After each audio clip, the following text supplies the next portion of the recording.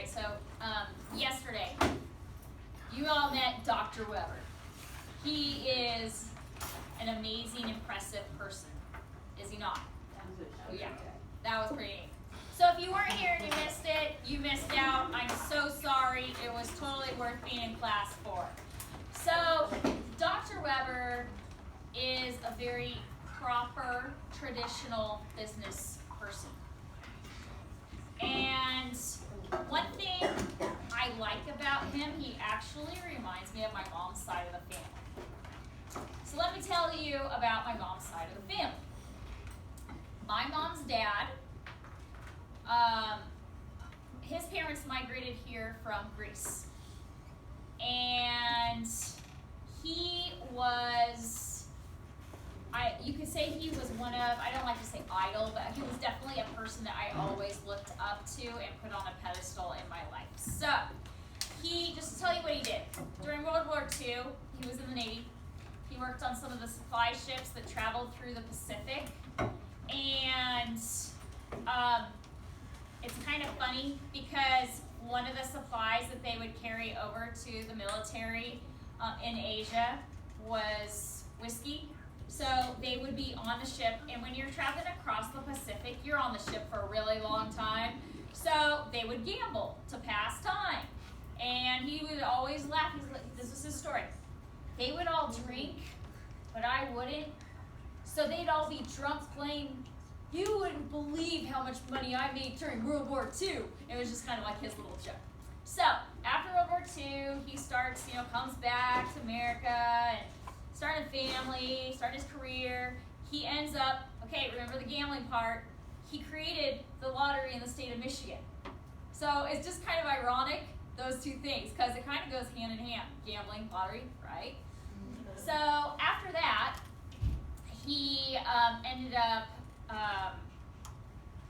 running and overseeing all of the prisons in the state of Michigan.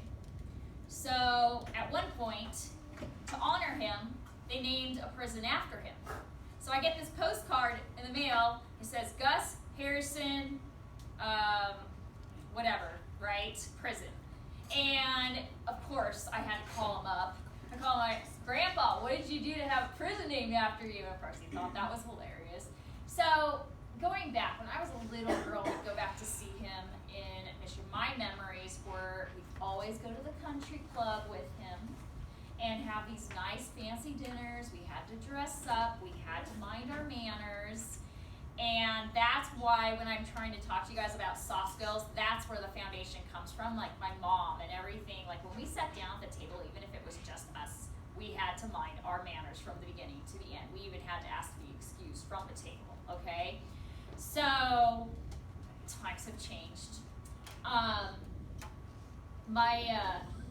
And when we would walk into the country club, I just remember it was like people just stepped back and greeted him so respectfully because he was so well known for all of his accomplishments. I just remember them looking at, hi, Mr. Harrison, hi, Mr. Harrison, hi, Mr. Harrison. And I just remember walking into the country club having so much pride that he was my grandpa because he was so successful with what he had done in his life. So there was always this part of his personality that did make some people feel a little uncomfortable because he had that edge of being so proper, right? I never experienced that with him. We had this incredible bond. So in later years, what he would do is he would go down to Orange Beach, Alabama. It's down near Pensacola. And he would get a place during the winter months just to get out of the cold up in Michigan, okay? So I would go down there and I would visit with him. We'd spend a couple days together. It is honestly the best time I had ever had with him. We really created a relationship through that. And eventually he got sick. So this is his other story.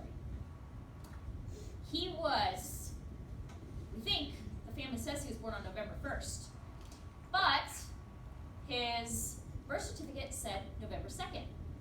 Back in those days, they would not always record the birth time right when the baby was born, right? So we never knew if his birthday was November 1st or November 2nd, but we did know it was 1917. So, 1917, remember that. Advance, January 1st, 2017. That morning, a couple of hours past midnight, kind of morning, I get a phone call from my mom telling me that my grandfather had died. And of course, initially, my first thought was, oh, sad, but I knew it was coming. But the first thing I actually said vocally was, well, of course, Grandpa the overachiever, he had to live until January 1st of 2017 so that he could say that he lived 100 calendar years. Right?